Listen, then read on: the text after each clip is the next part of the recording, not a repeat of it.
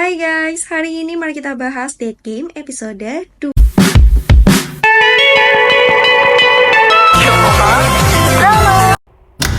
Setelah gagal di babak pertama dan kedua, YJ pun menjadi protes bagaimana bisa bertahan kalau baru saja membuka mata dan mendapatkan ingatan. Beberapa detik kemudian, dia sudah meninggal lagi. Maud hanya berkata bahwa YJ bisa bertahan dan melewati hukuman kematian tergantung dengan usahanya. Di sini YJ masih protes karena rasanya sangat menyakitkan. Namun hal ini membuat Maud menjadi marah karena itu semua memang hukuman untuk YJ karena telah melakukan dosa besar. YJ pun mengatakan apakah hukuman ini karena dia melakukan bunuh diri, tapi ternyata Maud mengatakan bahwa dosanya lebih besar dari itu. Maud meminta YJ untuk mencari tahu apa dosa yang telah ia lakukan. Namun jika YJ gagal mengetahuinya, maka dia akan dikirim ke neraka bahkan saat dia selamat dari hukumannya. Di samping itu, Maud pun bertanya kenapa YJ melakukan bunuh diri. Lalu YJ menceritakan kehidupannya yang penuh dengan kegelapan.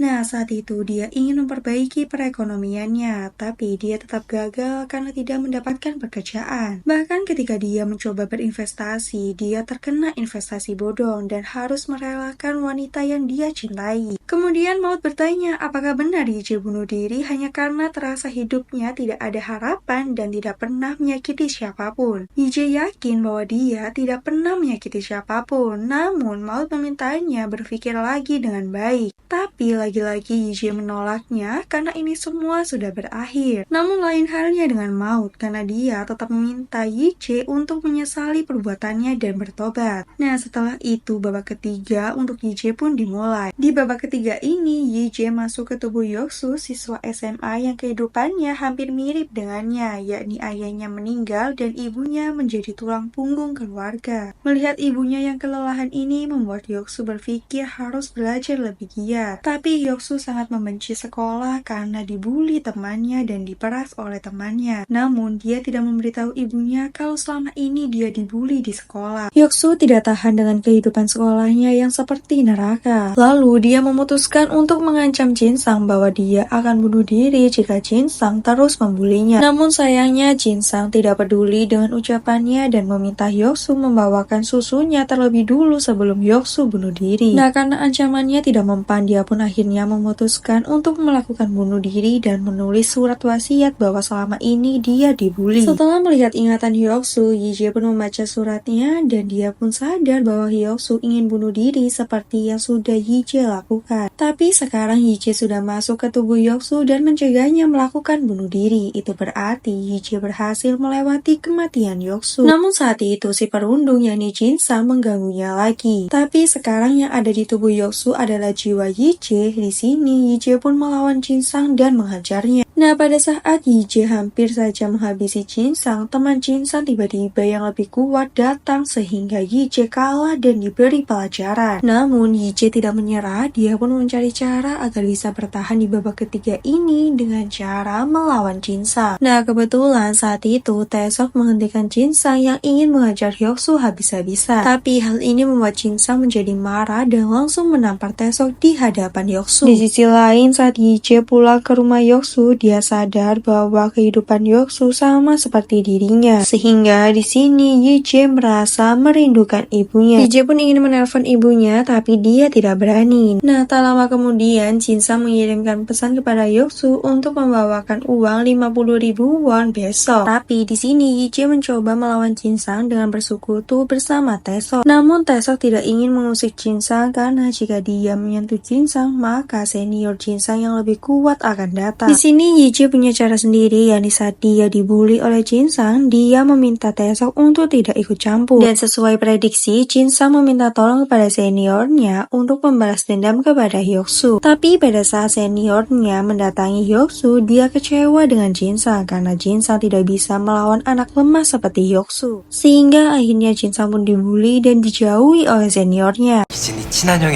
Di sisi lain, YJ merasa semua sudah beres dan berhasil melewati kematian di babak ketiga ini. Namun saat itu YJ menyinggung Jinsang dan memanggilnya bodoh, sehingga hal ini membuat Jinsang menjadi marah. 병신 새끼. Saat itu juga Jin Sang pun mengingat temannya yang mengatakan bahwa dia sangat bodoh. Sementara itu di sini Yoksu hampir saja tertabrak, tapi untungnya dia masih selamat. Namun tak lama kemudian ada yang memukul Yoksu dan ternyata dia adalah Jin Sang. Dan di sini Jin Sang memukul Yoksu sampai Yoksu meninggal. Sehingga pada akhirnya babak ketiga ini Yi Jae tetap gagal. Setelah gagal di babak ketiga ini, Yi Jae meminta kepada Maut untuk memasukkannya ke tubuh orang yang kuat. Tapi Maut tidak mau dan memberitahu Yi Jae bahwa rasa sakitnya akan lebih buruk mulai sekarang. Nah, benar saja perkataan Maut di babak keempat ini ketika baru membuka mata, Yi Jae sudah disiksa. Karena saat ini Yi Jae merasuki tubuh lelaki yang menyembunyikan uang dan wanita. Nah, ketika dia hampir terbunuh, dia mendapatkan ingatan mengenai tubuh yang dia rasuki. Dan ternyata di babak keempat ini, Yi Jae merasuki tubuh Lee Joo-hun yang merupakan anggota gangster yang melakukan tugas penting seperti pembunuhan. Saat itu dia membantu seorang wanita dan mencuri uang 10 miliar dari dana taktis milik bosnya. Joo-hun pun menyimpan uang 10 miliar tersebut di tempat teraman. Namun saat dia perjalanan untuk menemui wanita itu, dia tertangkap bosnya. Mengingat Joo-hun memiliki uang 10 miliar, Yi Jae mencoba bertahan hidup melawan kematian di babak keempat ini dan pergi menemukan uang 10 miliar yang Joo-hun sembunyikan agar Yi Jae bisa mengambilnya saat dia mati terbunuh dan menjadi orang lain lagi. 목숨 한번 걸어보자. Namun pada saat dia melarikan diri, bos gengnya memerintahkan anak buahnya dan polisi untuk menangkapnya sehingga sekarang hidup Yi Jae dalam bahaya lagi. Di sini Yi Jae tetap berusaha bertahan hidup demi menemukan uang 10 miliarnya terlebih dulu dan kebetulan saat ini dia berhasil menghindari kematian walaupun untuk sesaat.